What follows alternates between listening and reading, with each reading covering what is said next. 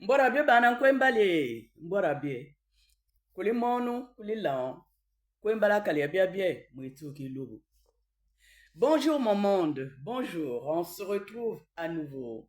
Kwembali, l'esprit de nos ancêtres, soit toujours avec nous et guide toujours nos pas.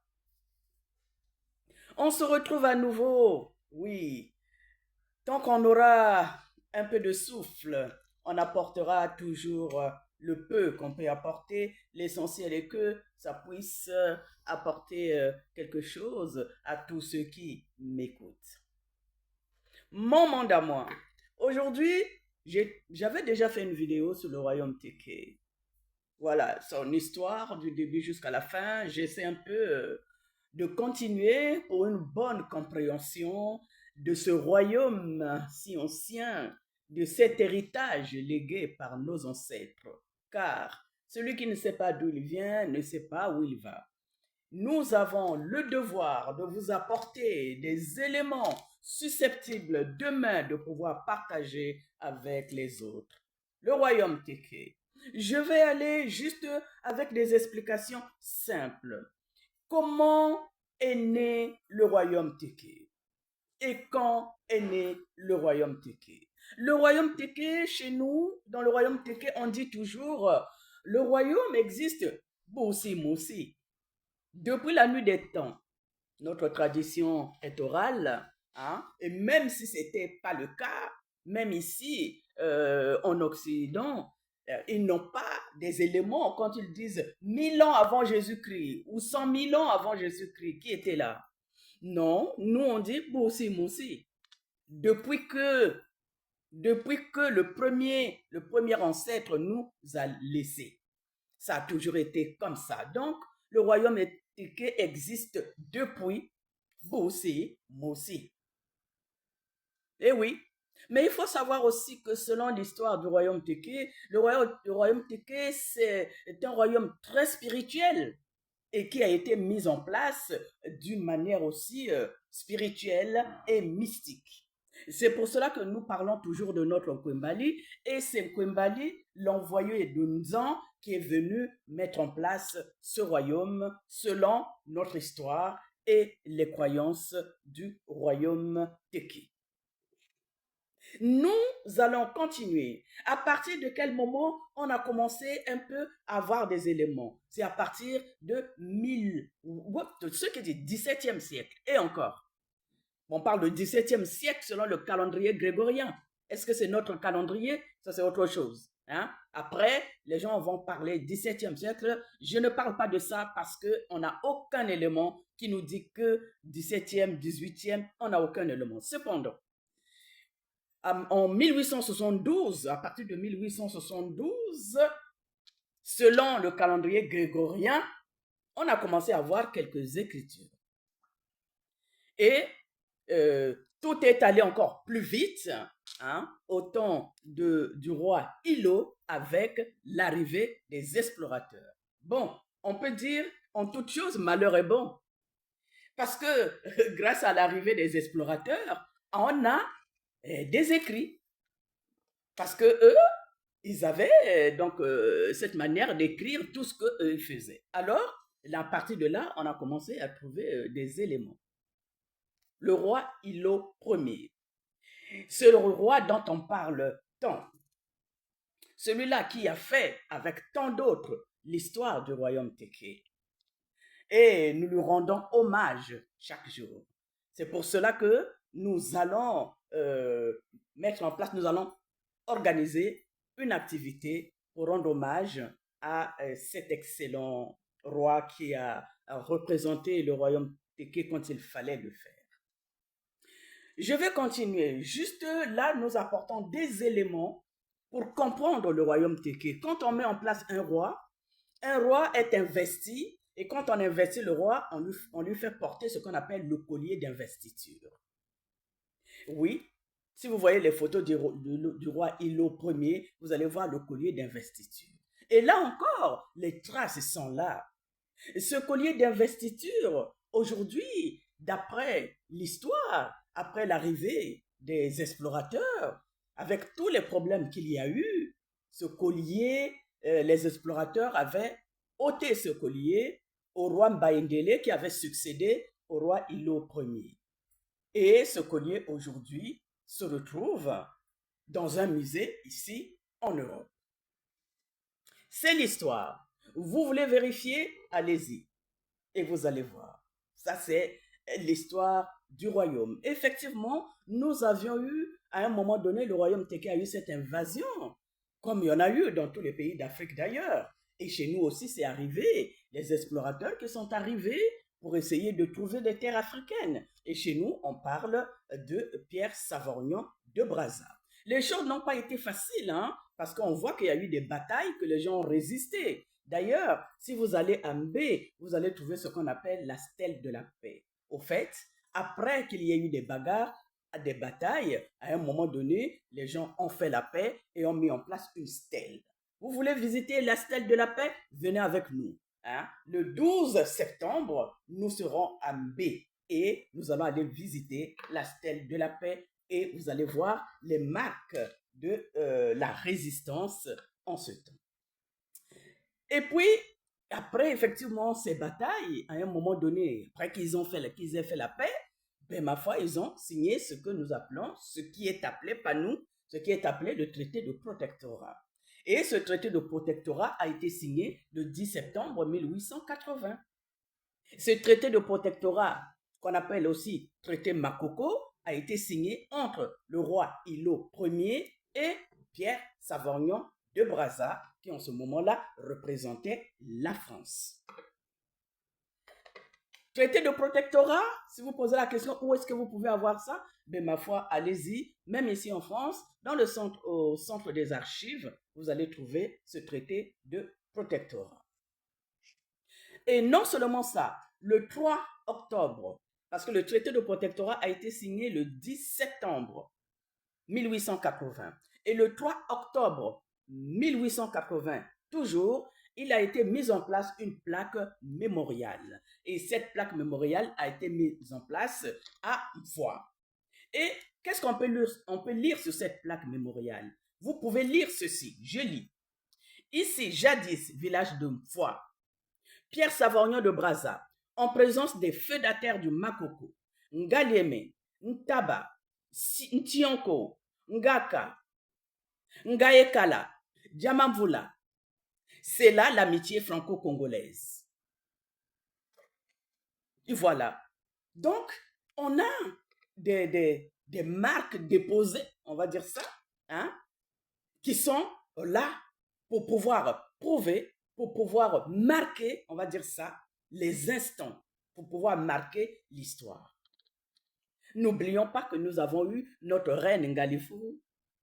La reine Ngalifou, que les journalistes européens ont surnommée dernière souveraine d'Afrique noire. C'est une reine qui a été non seulement adulée, mais qui, à un moment donné, a géré le royaume. Et elle a été décorée de plusieurs décorations militaires françaises. L'histoire, c'est terrible parce que l'histoire du royaume Téké, finalement, est écrite. Même si nous disons que notre tradition est orale, mais les traces sont indélébiles. Continuons. Hein? Quand le roi décède, par exemple, on va parler du roi et de la reine. Hein? Nous embaumons les corps dans le royaume Téké. Quand on parle d'embaumer les corps, on entend parler de ça parce que quand il s'agit de l'Égypte, quand on parle des pharaons, on dit les corps ont été embaumés, etc. Mais dans le royaume Téké, cette technique continue jusqu'à aujourd'hui. Puisque nous disons l'Égypte, c'est l'Égypte, c'était l'Égypte des Noirs. L'Égypte, c'est l'Égypte des Noirs. Les techniques en Égypte, c'est l'Égypte, c'est les techniques des Noirs. Mais ces techniques n'ont pas disparu. En tout cas, dans le royaume Téké, on embaume encore les corps jusqu'à aujourd'hui. Quand le roi décède, on embaume son corps et on garde le corps pendant des mois. Et pour mieux parler encore, la reine Ngalefuru, qui est décédée en 1956, hein, son corps a été embaumé et a été gardé pendant un an. Hein. Son inhumation a été faite en 1957. Elle est décédée en mars 1956 et on l'a inhumée en mars 1957. Durant une année, on a embaumé le corps et gardé le corps. Et aujourd'hui, les ayants droit de cette technique sont toujours là. Et si nous quittons un peu, qu'on ait embaumé le corps, nous avons le catafalque du roi. Vous avez vu le catafalque du roi? Dans le royaume Téké, on ne met pas les corps dans les cercueils, etc. Quand un chef traditionnel décède, un roi encore de surcroît, une reine, hein, on met en place le catafalque, ce qu'on appelle le catafalque. Et si vous voyez ce catafalque a la forme cylindrique, comme nous parlons, comme des pyramides, hein, comme nous parlons encore une fois des pyramides d'Égypte. Et cette technique, nous avons toujours, comme vous allez voir le catafalque du roi, c'est carrément les pyramides qui sont encore là. Mon mandat, moi. Que voulez-vous qu'on vous dise encore du royaume Téké? Le royaume Téké, véridiquement royal. Nous sommes les ayants droit et nous avons le devoir d'apporter des éléments, comme je l'ai dit, à la génération future. La génération future qui gardera cette marque de puissance d'un royaume tellement puissant que nous, les Congolais, nous devons être fiers. C'est pas nous allons, les Congolais, les Gabonais, ceux du Congo démocratique, en allant jusqu'à la Centrafrique. Nous avons un royaume puissant. Mais vous savez, on jette les pierres sur un arbre qui porte de beaux fruits. Et ma foi, ça, il faut s'y attendre. Hein? Mais le royaume Teke a existé depuis la nuit des temps, existe de nos jours et existera encore parce que le royaume Teke a beaucoup, pas apporté, on va dire ça, a déjà beaucoup donné et a beaucoup apporté à cette génération présente et future pour que cette génération soit fière de ce qu'elle est, de ce qu'elle représente et de ce qu'elle donnera dans le futur. Mon mandat, moi, je voulais vous apporter ces quelques éléments. Je suis ouvert, je dis toujours, c'est la contradiction qui fait avancer les choses. Vous avez quelque chose à ajouter, n'hésitez pas. Vous avez des questions à poser, n'hésitez pas. J'ajoute toujours, celui qui sait tout ne sait rien, je vous apporte le peu que j'ai. C'est ensemble que nous irons encore plus loin. Seul, j'irai peut-être plus vite. Merci de m'avoir écouté. Restons connectés et que ce royaume légué par nos ancêtres, que nous ne laissons pas ce royaume de côté. Pour terminer, je vais encore vous faire écouter ce griot ou cette griotte.